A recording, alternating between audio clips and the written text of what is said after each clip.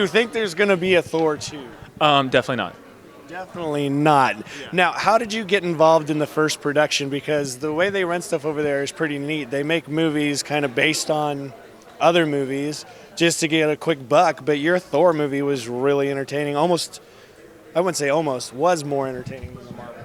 Well, you're definitely the minority in that category, but I appreciate your viewpoint because I like it.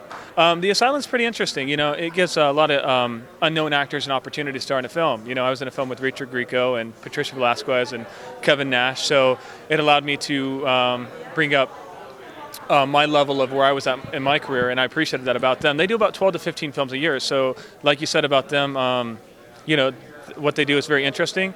They're 2-week shoots, so you shoot a whole feature film in 2 weeks. You do 90 pages to 130 pages of script in 12 days. You shoot upwards to 15 pages a day, and you have 1 or 2 takes on dialogue and 4 to 5 on action, and they have a rule that if you go past 3 takes, you have to move on if it's dialogue.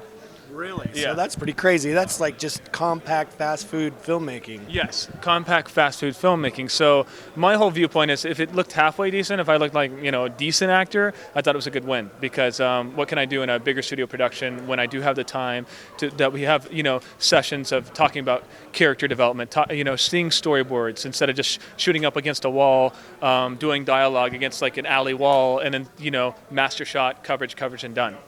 Well, and you say minority, but I'm only in the minority because a lot of people haven't seen it compared to the other Thor movie. And we got feedback like crazy, like once they saw it, and they were like, oh, we like this one. When you were talking about the special effects, can you talk about working with the special effects? Is it any different than like a big budget movie? Because I don't know exactly how they do it as compared to... You know, the visual effects aren't really that much different. The only problem they have is they had 3 weeks to do all the visual effects on the movie. They also had a very small budget, where the Marvel Thor had tens of millions of dollars to do post-production and just a very long schedule. Asylum needed at least 3 months to make the film look pretty good in visual effects. So in 3 weeks, what they got was pretty special. Me doing visual effects, you know, I had to go against a blue screen a lot when Thor was mending Mjolnir and his own hammer and stuff like that, where he was cast down into Hell or Messelheim. And that was pretty interesting because I didn't really have a director telling me, like, this is happening, there's lava here, and there's this going on, and I never worked on a blue screen, so I had to just make it up in my head, you know. When I was reading about Kenneth Branagh and Chris Hemsworth, when they were doing the blue screen stuff with Loki and Thor in the fight on Asgard, Kenneth Branagh was yelling everything, like, this here, this there, and it really helped the actors. So I think just there's a lot of differences between post and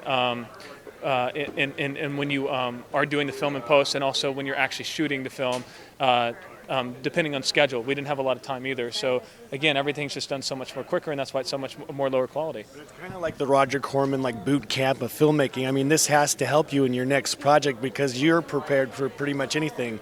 It's going to be too leisurely. I'm not even kidding. That was the best like crash course experience I could have. And like the Asylum's like the new Roger Corman. They really are. They hire just a ton of different directors and cinematographers, and there's just a ton of people now that have worked for the Asylum, and now there's a lot of upcoming actors, complete unknowns that are getting into their movies and, you know, being exposed a little bit to hopefully jet forward into maybe a network series or a feature or something like that along the lines of a big studio feature, you know? Yeah, and now for fans of you and this Thor movie, you're here at Comic-Con and you're actually doing the press lines, actor on actor. Can you tell people where they can see this? Yeah, actually, MediaBoulevard.com, Media Boulevard magazine, has invited me out to be their celebrity host for all of Comic-Con to cover. So I've been doing a lot of actor on actor interviews and things of that nature. So you can just go to Media Boulevard, and it's actually blvd.com, and check out all the Cody Deal footage.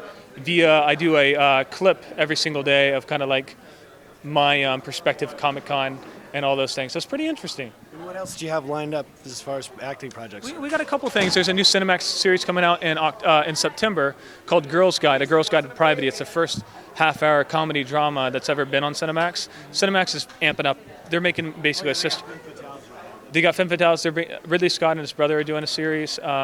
Transporters with Jason Statham. They bought the new TV series for that. So they're really spicing it up. Then we did this nano-budgeted, crowd-funded action comedy that's like a Harold and Kumar, but a little bit more elevated, where I play Mark Hardon. And so Mark is very, very...